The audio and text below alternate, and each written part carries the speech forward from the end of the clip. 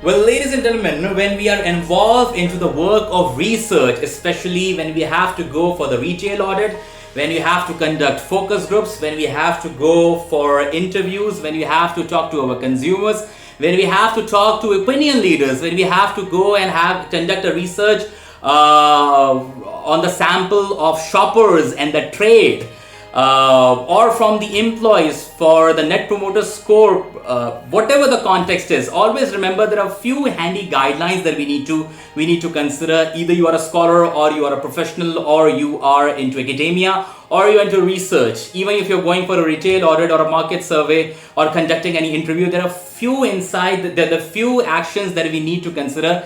So hey, and I have utilized that in my career in academia as well as in corporate as well, and it has given me a benefit. Number one, whatever you're doing, whoever you are, whatever the experience that you have acquired over the period of time, when you are doing a research, when you are conducting a research, when you are evaluating a performance, when you are into the element to do the survey, always jot down the details. Never trust your memory. Never ever trust your memory. It has been said, and I have learned that when I'm doing my NLP practitioner program, that human mind can't carry more than 7 information, the count of 7 information at the time.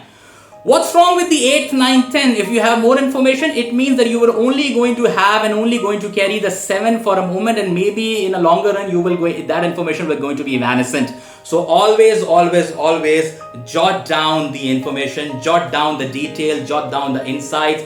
Whatever you are doing it, always put that into a document form. Number 1. Number 2, take a lot of pictures. If you have this opportunity, take the pictures, document that experience into a pictorial format, because that pictorial format will going to help you out when you are crafting your work. It will going to help you to recall and remember it.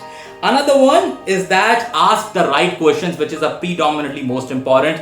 If you have the right set of questionnaire and you are picking up the right person and asking the right question from the right person, you are unearthing an opportunity of tons of information. All right, and that information can be useful for you to drive insight as well. So if your questionnaire is about sales and you are reaching out an HR person, that will not going to do justice with the beautiful question what you have prepared. So ask the right question from the right person, and it is very important to understand who we want to approach and how we want to approach with the right set of questions. And the last one, the 4th one, is that always keep your eyes and mind open, observe everything. There is a lot of information which is unanswered. All right, that's what we call tacit learning. Tacit learning, something that you can observe, something you can learn through the observation. It is also known as ethnocentric research in business research courses. So these 4: number 1, asking the right question from the right person. Number 2, jot down everything what you have noticed, what you have observed. Number 3, keep your senses open and be open to absorb everything where you can through your observation. And the 4th one is document each and everything that you can in the pictorial format. And all these 4 tools will actually going to help you out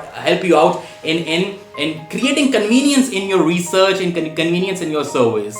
Ladies and gentlemen, my name is Hussain Aftab Changi. This module was about helping you out in making your research a little better by differentiating among data, information and insight. I will be coming up with more modules. Until then, I'm looking forward to see you all either physically or through the digital medium.